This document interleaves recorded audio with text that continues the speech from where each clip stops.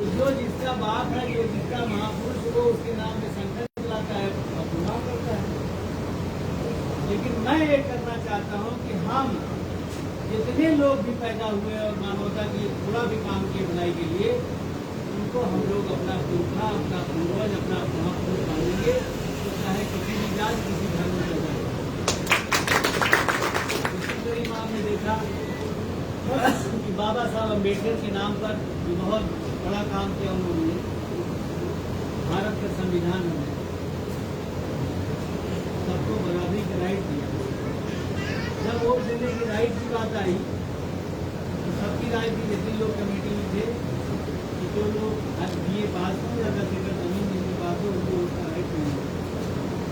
अकेले बाबा साहब अम्बेडकर ने कहा नहीं, सबको मिलना चाहिए, पढ़े को भी, पढ़ते अमीर को भी, गरीब को भी, टाटा बिरला डालिया को भी, उद्यमान को भी, जमींदार को भी, मजदूर को भी, मर्द को भी, औरत को भी, सबको। लोग नहीं माने तो बाबा साहब ने इस्तीफा दे दिया।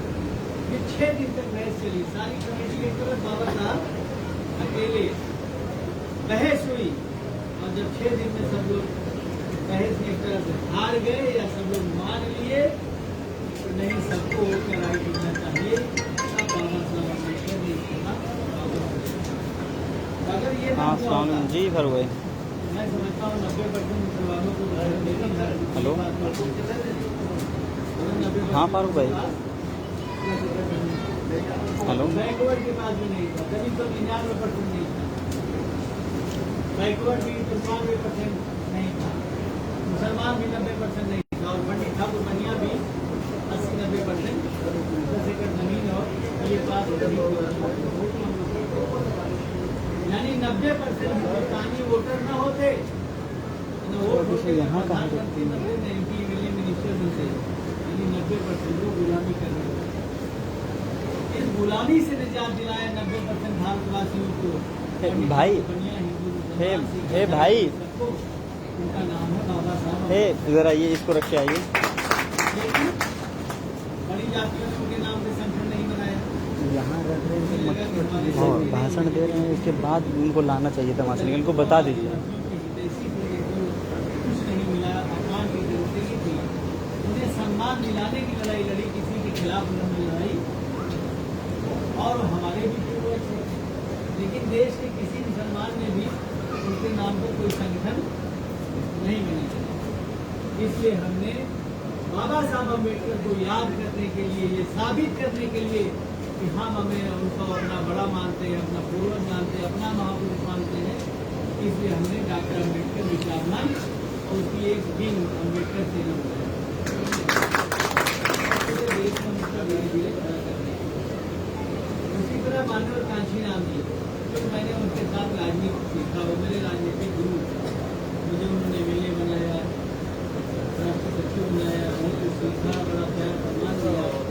अब वो नहीं है, उनको याद करना, उनके मिशन को पूरा करना, ये मेरी जिम्मेदारी है। इसलिए हमने मानव कांची नाम विचारमंच नाम का संगठन रजिस्टर किया।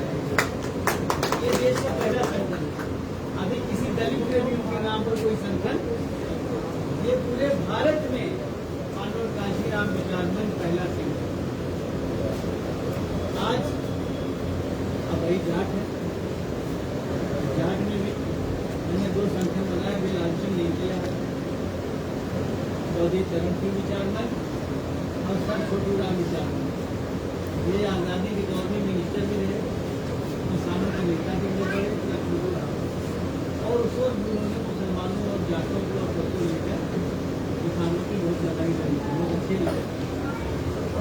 मैंने इनके नाम पर संगठन बनाया, हम इनके नाम पर याद करेंगे, किसी जाट को अध्यक्ष बनाएंगे, हम कन्वीनर रहेंगे, ताकि एहसास हो जाट को भी कि हम उनके पुरखे को भी अपना पुरखा मानते हैं,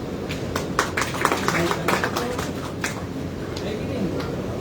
इस तरह हमने जो है रावण, आजकल पंडितों को गाली देने का फार्मूला चल निकला, सभी लोग गाली देते हैं, और नेहरू जी को तो सोशल मीडिया के जरिए बहुत तगड़ा मुसलमान और में क्या क्या साबित कर दिया। मैंने पंडित जवाहरलाल नेहरू में विचारमंच रजिस्टर कर दिया, उसकी लॉन्चिंग नहीं हुई, लॉन्चिंग करने वाला, लॉन्चिंग करने वाला। मैंने सम्राट अशोक की महान विचारमंच बनाया, मगर लॉन्चिंग नहीं अभी मैंने 7 ऑर्गेनाइजेशन की लॉन्चिंग किया है और 31 रजिस्टर करा के रखा हूँ। 31 हर समाज के पूर्वजों को हमें आपको सम्मान देना है ताकि उनकी कौम के हमारा आपको और अच्छे लीडर पैदा हुआ। हम जिस बुनियाद पर काम कर रहे हैं, आप काम करोगे तो 5,000 से लेके 15,000 मुसलमान और 5,000 से लेके 15,000 हिंदू, सिख, ईसाई, दलित, आदिवासी आप अपनी विधानसभा में अपने क्षेत्र में अपने नाम पर इंशाअल्लाह इकट्ठा करने लायक, जोड़ने लायक और इतना 30,000 हिंदू, मुसलमान, सिख, ईसाई आप अपने नाम पर जोड़ने लायक बन जाएंगे। उस इलाके के सबसे बड़े लीडर आप हो जाएंगे कि नहीं जाएंगे? एक तो धंधा नहीं, एक तो धंधा नहीं। अब अफतार निगरानी साहब है, अग्रवाल साहब है, बहुत सारे हिंदू मुसलमान लेडी के ऊपर लोग आए के साथ ये लोग खड़े हो जाए। काफी बड़ी टीम हिंदू मुसलमान सिख ईसाई की। गोरखपुर यहाँ बहुत दंगे होते हैं, इस बार आप दंगा नहीं होगा। हर समाज को हम लोग जोड़ लिया, हर समाज को इस पैटर्न से हम लोग काम कर रहे हैं। अभी तक हम छोटे छोटे प्रोग्राम करते हैं, क्लासेस चला के शादी करके, लेकिन अब हम बड़ा प्रोग्राम करने की तैयारी करेंगे। आज इसका प्रोग्राम है, 2-3 मिनट की और बात रह गई है। खाना तैयार हो गया है, हमारे अच्छा वो तैयार किया। एक तो भारत किसान यूनियन, किसान हिंदू, मुसलमान, सिख, ईसाई बहुत काफी जैन है, सभी हैं। आइए अभी देश में एक भी मुसलमान किसान रहता नहीं, तो हमने सोचा हमारा भी पार्टिसिपेशन होना चाहिए। हम भी किसान हैं और सभी समाज को जोड़े। तो हमने भारत किसान यूनियन रजिस्टर कराया। ये 100 साल में पहला संगठन है जिसका लीडर मैं तो सिविलियन आदमी हूँ, लेकिन ऐसे मुसलमान सिविलियन लीडर और हर समाज को जोड़कर कश्मीर से लेकर कन्याकुमारी तक इसका संगठन खड़ा कर दिया। कश्मीर में हम पूरा पूरे देश में, यूपी में तो 2-2, 4-4, 5-5 लोग माशाअल्लाह हर जिले में जुड़ गए, हर जिले में। अब उस संगठन को हमें जमीन को उतारना है। पंजाब के भी हर जिले में संगठन हो गया। अभी 30 तारीख को इसी चीज को संगरूप में मेरा किसान पंचायत, अभी हम किसानों के लिए 5 एजेंडा लेके आए। एक विधानसभा में आप कम से कम 6-7 हजार किसान एक साल में जोड़ सकते हैं। 6-7 हजार एक विधानसभा को 5 सेक्टर में बांटना। एक विधानसभा में ज्यादा से ज्यादा 200 गाँव होते हैं, 40-40 गाँव को 5 सेक्टर। एक गाँव में आपने किसान पंचायत रख लिया, 40 गाँव भूमि। एजेंडा है नंबर 1 कि किसानों की जमीन अब सरकारें लेंगी, सड़क या नहर किसी काम के लिए सर्किल रेट से 6 गुना देना। पहले किसानों की जमीन फ्री में ली जाती थी, फिर औना पौना दाम देने लगे। फिर डॉक्टर मनमोहन सिंह ने कानून बना दिया पूरे देश के लिए कि किसान सर्किल रेट से 6 गुना ज्यादा देना पड़ेगा। किसान खुश होगा, जुड़ेगा तो जब मांगा जाएगा तभी मिलेगा। किसान मजबूत तो देश मजबूत। दूसरा MSP लागू हो। तीसरा अभी फसलों का बेचने का मूल्य निर्धारित करने का कोई फार्मूला देश में नहीं बना। हमने भारत सरकार और तमाम राज्य सरकारों के सामने एक फार्मूला पेश किया।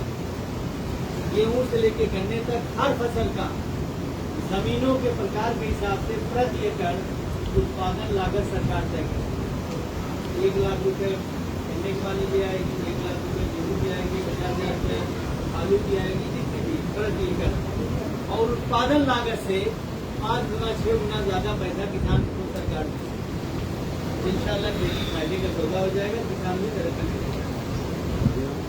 किसानों को ब्याज मुक्त लोन दिया जाए, बिजली फ्री दी जाए और किसानों और मजदूरों के सभी बच्चों को प्राइमरी से उच्च शिक्षा फ्री में दिया जाए। IAS से DM उन्होंने पूछा एजेंडा, मैंने बताया कि इससे उन्होंने कहा कि भाई सरकार के पास इतना पैसा नहीं है कि सबको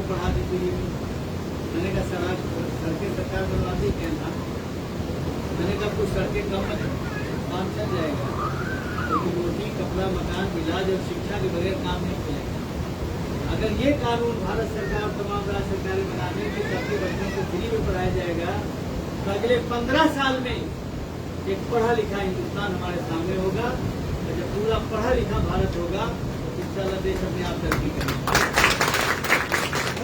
मुझे पसंद आया फिर, और तो किसानों का कर्जा माफ किया जाए। 22 उद्योगपतियों का मोदी जी ने 16 लाख करोड़ रुपया माफ कर दिया, और पूरे देश के किसानों का 10 लाख करोड़ भी कर्जा नहीं है। अब ये 6 एजेंडा अगर इसको आप छपवा के और अपनी विधानसभा में किसी गांव में प्रोग्राम रखें, 40 गांव घूमे 1 महीना में, तो 1,500-2 हज़ार किसान आ जाएंगे नहीं आ जाएगा। फिर 2 महीने बाद 40 गांव में रखिए, 2 महीना तैयारी कीजिए तो 1,500-2 हज़ार 3 हज़ार आएगा। फिर 40 गांव में रखिए, 2 महीना मेहनत करिए तो 3-4 हज़ार आएगा। फिर 2 महीना इस तरह से अगर 5 प्रोग्राम एक विधानसभा में आप कर ले तो 6-7-8 हज़ार किसान मिल जाएगा, और हर गाँव में आपके पास लोग हो जाएंगे। और जब हर गांव में 6-7-8 हज़ार हो जाएंगे, 8 हज़ार नहीं कम से कम 3,000 मुसलमान और 3,000 हिंदू सिख ईसाई दलित हो जाएंगे, तो क्या दंगा होगा? नहीं होगा। कहीं कोई दंगा कराना चाहेगा, एक व्हाट्सएप करेंगे, 500 किसान भारत किसान यूनियन की टोपी लगा खड़ा हो जाएगा, तो दंगा नहीं। और जब हर गांव में आपके पास वर्कर होंगे, आप चाहे प्रधानी लड़े, चाहे जिला पंचायत मेंबर लड़े, चाहे MP में लड़े, तो आपको वोट मिलेगा नहीं मिलेगा? हर बस्ती को मिलेगा, हर जाति मिलेगा। इसी तरह हमने हिंदुस्तान में जो व्यापार मंडल बनाया, जिसका संगठन बताया मैंने, ये भी है, सब लोग खड़ा कर दिए, चल रहा है। तो व्यापारियों की कोई समस्या है, चाहे GST रजिस्ट्रेशन की है, GST पेमेंट की है, और किसी लाइसेंस की है, एक्सपोर्ट इम्पोर्ट लाइसेंस की, किसी भी तरह की है, उसके लिए हमारी टीम है, हम लोग उसके लिए मदद करते हैं। National human rights and justice movement, ये भी बहुत बड़ा संगठन हो गया, धीरे धीरे चल रहा है। और ये सारे संगठन की माँ mother Teresa foundation, mother Teresa foundation की माँ कौन माँ है? इन तमाम संगठनों की under the banner of mother Teresa foundation.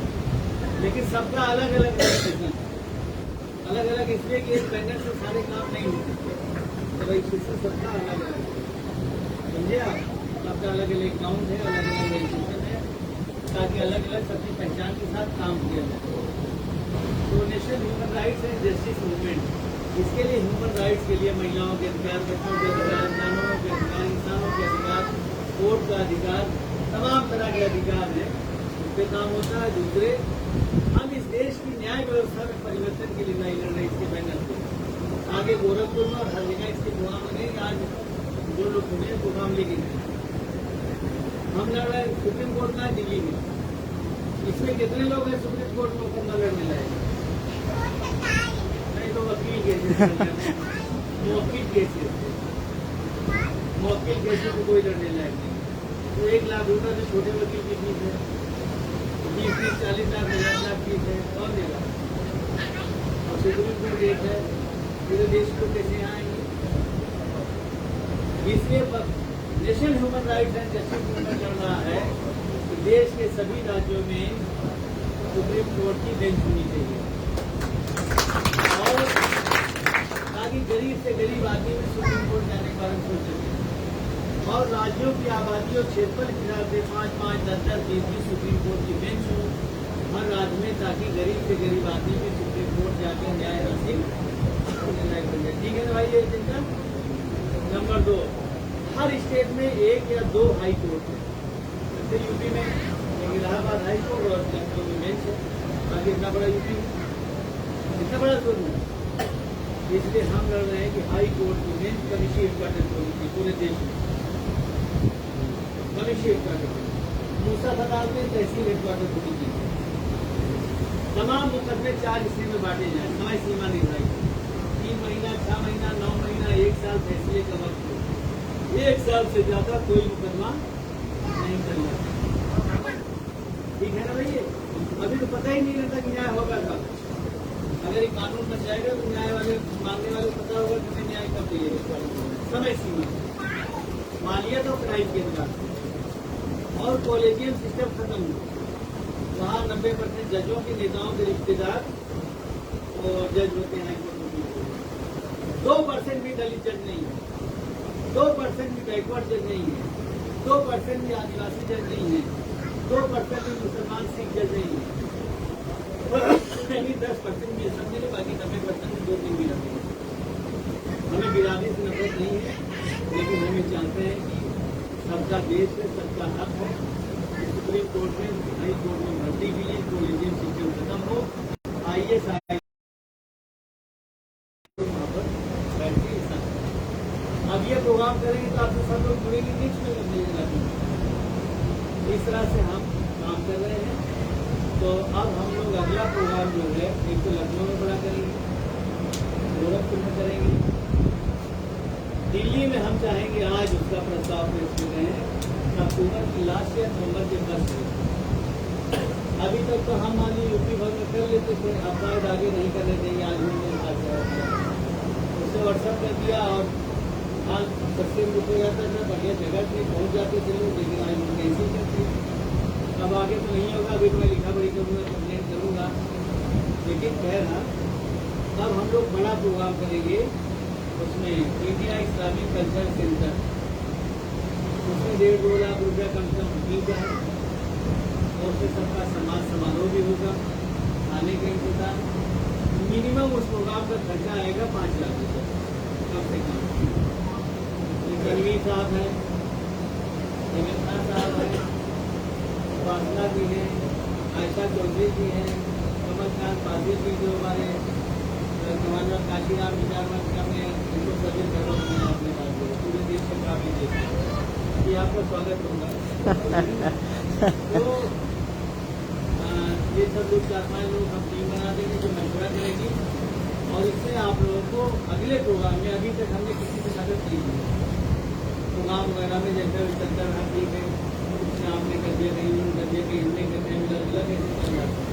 लेकिन अब थोड़ा सिस्टमेटिक टीम पूरे देश में खड़ी होकर सिस्टमेटिक करेंगे तो ताकत बढ़ेगी, उसका आपको सोशल और पॉलिटिकल फायदा मिलेगा, अपने आप में बड़ी पहचान करेंगे।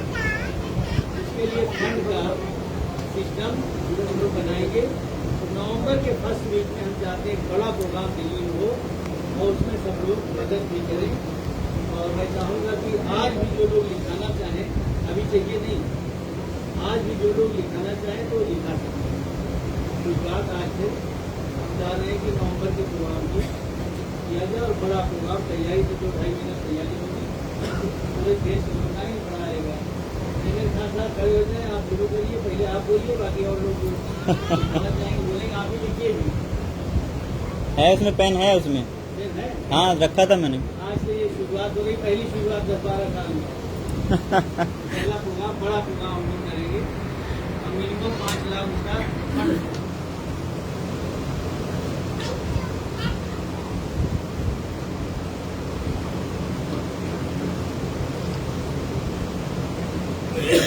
प्रोग्राम वहाँ पे था और यहाँ पे शिफ्ट